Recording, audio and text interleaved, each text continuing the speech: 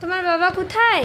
হ্যাঁ, ঘুম থেকে উঠে দেখছে বাবা নেই, বাবা অফিস চলে গেছে, তাই অয়ন্তিকার মনটা একটু খারাপ হয়ে গেছে।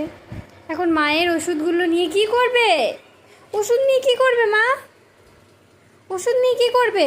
আচ্ছা তুমি বাবাকে ডাকো, বাবা মাকে ডাকো, মা এবার দাদাকে ডাকো, এবার দাদাকে ডাকো, তাহলে তোমাকে বের করতে নিয়ে যাবো। বলো দাদা এইদিকে এসো, তুমি এইদিকে এসো, তুমি তো নিয়ে নিয়েছো আর না, চলো।